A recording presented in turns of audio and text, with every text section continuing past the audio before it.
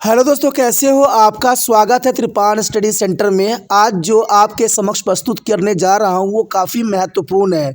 जो बच्चे कंपटीशन की तैयारी कर रहे हैं उनके लिए काफ़ी महत्वपूर्ण रहेगा।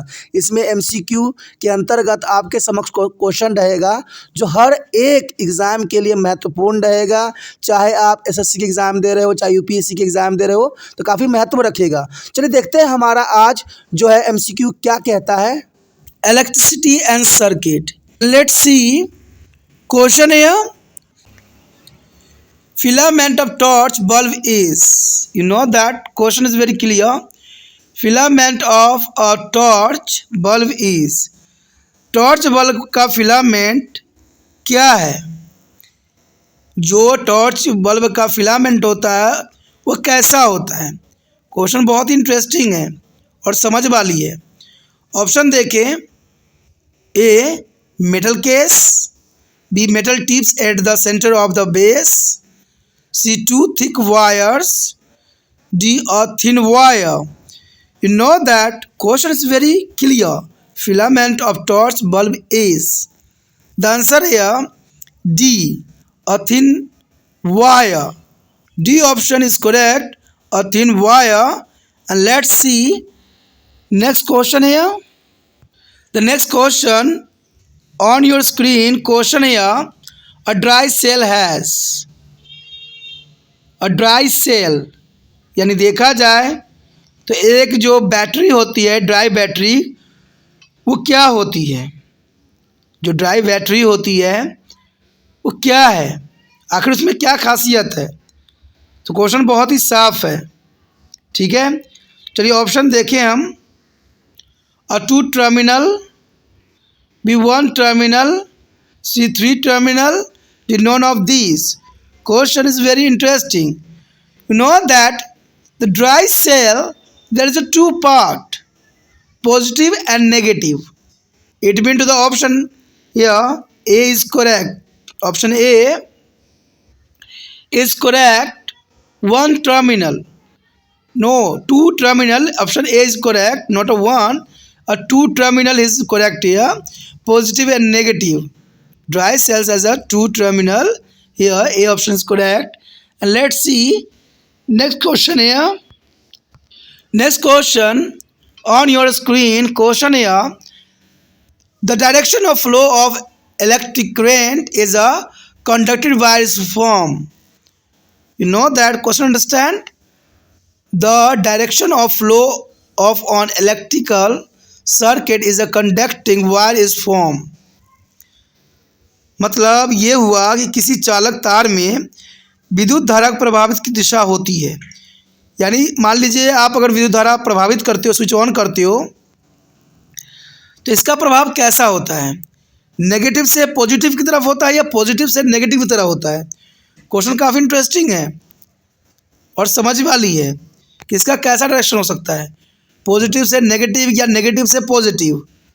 तो ऑप्शन है negative to positive, B positive to negative, and C some time positive and some time negative, and you know this.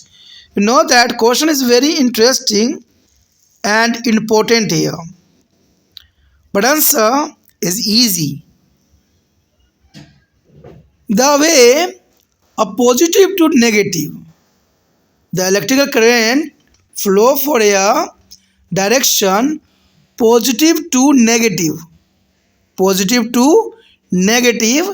It means to the B option is correct. Option B, positive to negative is correct. And let's see next question here. Next question on your screen, question here, lead of pencil is.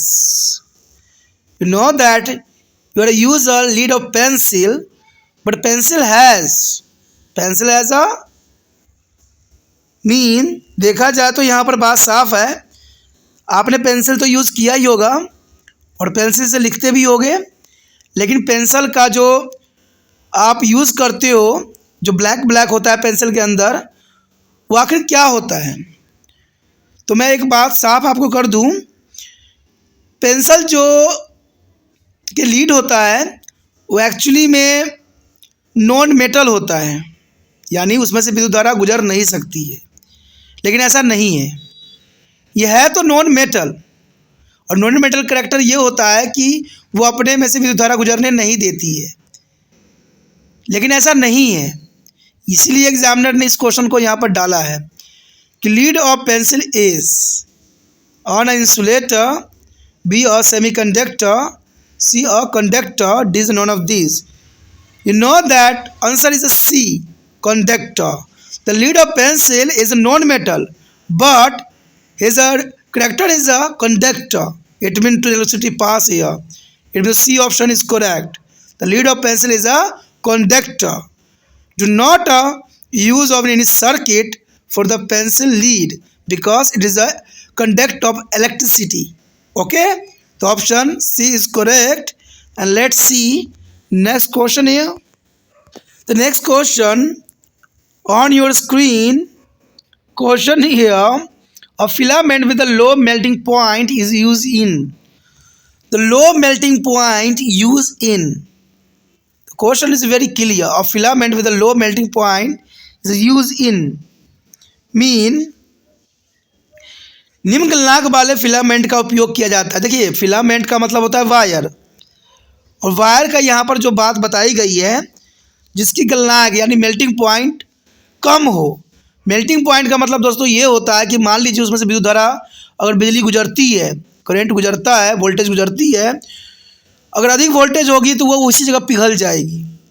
Low melting point का मतलब ये होता है कि अगर मान लीजिए अधिक होगा तो वो पिघल जाएगा, मेल्ट हो जाएगा, और आपकी सर्किट जो है ब्रेक हो जाएगा। तो आखिरकार जो फिलामेंट है लो मेल्टिंग पॉइंट का, वो कहाँ पर यूज़ होता है? क्वेश्चन ये है कि मेल्टिंग जो इसका कम है वो कहाँ पर यूज़ होता है। The option A a fuse, option B electrical bulb, option C electrical iron, option D electrical heater. You know that question is very interesting and important. A filament with a low melting point is used in. You know that electric bulb is not a used to a low melting point. Iron also is not a used to the low point of melting point. And electric heater, it means to the fuse. Fuse option is correct here. Fuse use a low melting point because fuse a safety guard of our home. The high voltage is come, the fuse is a breakdown. It means to the fuse is a safety guard. Option A is correct. The low melting point of the fuse. Option A is correct.